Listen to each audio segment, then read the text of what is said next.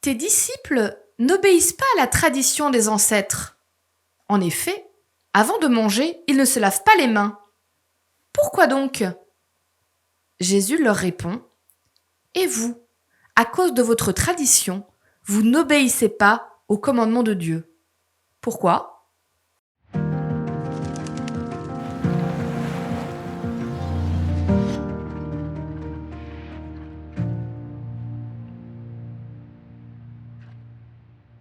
Bon alors, je vais le dire tout de suite, comme ça c'est fait.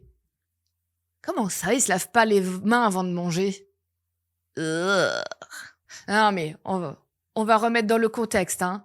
Il y a des gens qui s'appellent des pharisiens, des scribes, donc des personnes avec beaucoup de connaissances qui vont voir Jésus, qui ont un peu envie de l'embêter, et pour l'embêter, ils lui disent: «Oui, tes disciples ne respectent pas les traditions et se lavent pas les mains avant de manger.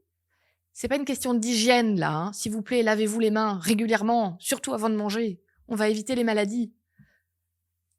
Leur problème, c'est pas l'hygiène.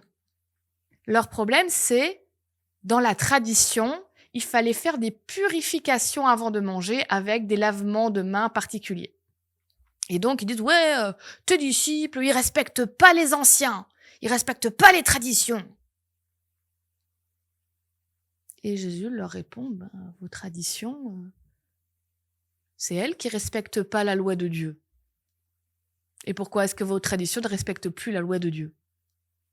Il les taquine un peu aussi en retour, hein? On a tous des traditions. Des traditions personnelles. Je sais pas moi, ça peut être le jeudi c'est pizza. C'est une tradition. Ça peut être des traditions familiales.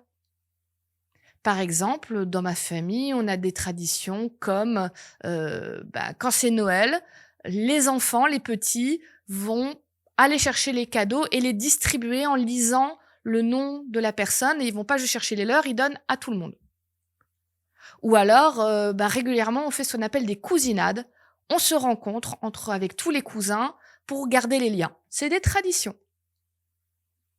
On a aussi des traditions dans la foi et dans l'Église. Par exemple, une des traditions, c'est de dire, quand on prie, on va mettre les mains comme ça, on appelle ça joindre les mains, on va fermer les yeux, on va baisser la tête. C'est une tradition. Une tradition, c'est très bien. On a tous besoin de tradition. Ça nous permet de nous sentir connectés, de se comprendre. C'est rassurant d'en avoir. Le problème, c'est pas la tradition. Le problème, c'est quand la tradition devient plus importante que le sens profond de ce qu'on fait.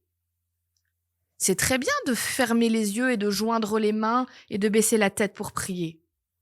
Parce que c'est une position qui permet de se reconnecter à soi-même, de se concentrer. Il y a aussi peut-être une idée un peu d'humilité devant Dieu. Ça a du sens de le faire. Mais si on oublie les sens et qu'on fait juste le geste pour le geste et qu'on dit, s'il n'y a pas ce geste-là, la prière n'est pas valide, juste parce que ce serait le geste traditionnel qui compte, là on a un problème.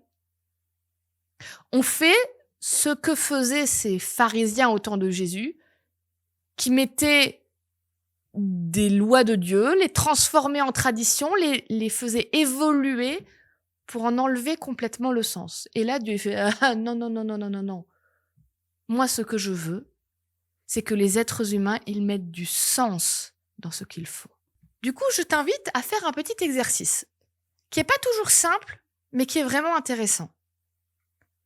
Je t'invite à essayer de regarder quelles sont tes traditions personnelles, familiales, de foi, et de voir quel est le sens que tu mets dans ces traditions.